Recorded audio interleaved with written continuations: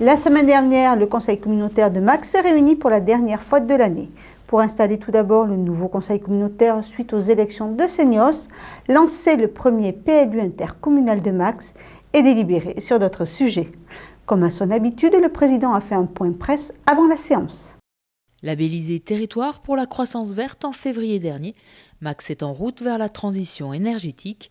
Ainsi, plusieurs axes stratégiques et différentes actions vont être menées, notamment sur le transport et l'habitat, qui représentent 70% des consommations d'énergie du territoire. Quelques actions en la matière. La mise en place d'une plateforme de rénovation énergétique de l'habitat, parce qu'il y a de multiples intervenants à la matière, qu'il y a des aides qui existent partout, mais encore faut-il un endroit pour les centraliser, encore faut-il être en situation aussi d'aider à ce que la transition énergétique devienne une réalité, notamment pour les artisans locaux. Et là, il y aura une plateforme de conseil, et nous avons la chance sur ce territoire d'avoir Domoland qui peut venir nous appuyer dans ce domaine particulier. Et donc, il y aura vraiment des logiques de formation, de mise à niveau des artisans qui le souhaitent, et également d'information des citoyens. À titre indicatif, puisque nous avons remporté l'appel d'offres TEPOS au niveau national, eh bien, il y a un poste qui sera financé pendant 3 ans par l'ADEME, qui viendra justement rejoindre les rangs de la communauté pour aider spécifiquement en la matière.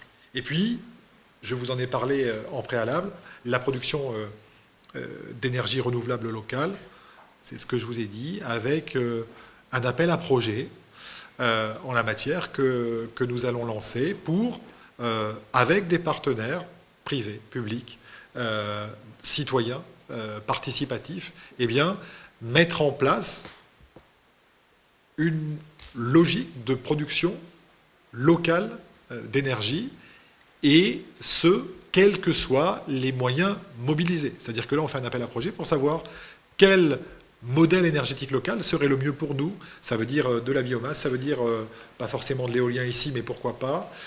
Ça veut dire du photovoltaïque, ça veut dire éventuellement de l'hydrolien. Donc on interroge dans le cadre de cet appel à projet, et après on le met en place.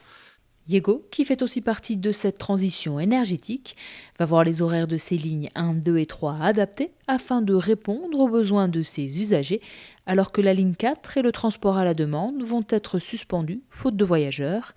Des voyageurs qui préfèrent peut-être la voiture ou le vélo et qui pourront profiter des investissements en matière de voirie et de liaison douce avec 35 millions d'euros sur 5 ans. Nous avions des demandes extrêmement importantes de l'ensemble de nos communes qui excédaient manifestement les capacités d'intervention de la communauté de communes. On a mis en place une expertise extérieure indépendante qui nous a permis d'obtenir une hiérarchisation de l'ensemble des opérations de voirie qui nous avaient été proposées par nos communes. On s'est mis d'accord sur des critères, chaque opération a reçu des points, et puis on a eu un grand tableau qui listait l'ensemble des opérations à faire, et on les a classées d'une priorité 1 à la priorité 3, en fonction du score obtenu par chacune des opérations. Et en s'étant mis d'accord là-dessus, ça veut dire qu'on va faire à peu près, dans l'état actuel, 65 opérations d'aménagement pour un montant de 12,6 millions d'euros, auxquels s'ajoutent 10 millions pour l'entretien quotidien, parce que c'est bien de créer, de requalifier, d'entretenir des nouvelles voiries, mais si les autres se dégradent en même temps, il y a peu d'intérêt. Donc 12,6 millions d'un côté, 10 millions d'entretien et de pérennité de nos voies, et puis, toujours, parce que c'est une priorité qui est affirmée pendant ce mandat, une enveloppe importante également pour les liaisons douces, entre 14 et 16 millions, parce qu'il faut que les liaisons douces transforment notre rapport au déplacement, et que on ne peut aller vers une transition énergétique que si on offre aux gens de vrais trajets complets.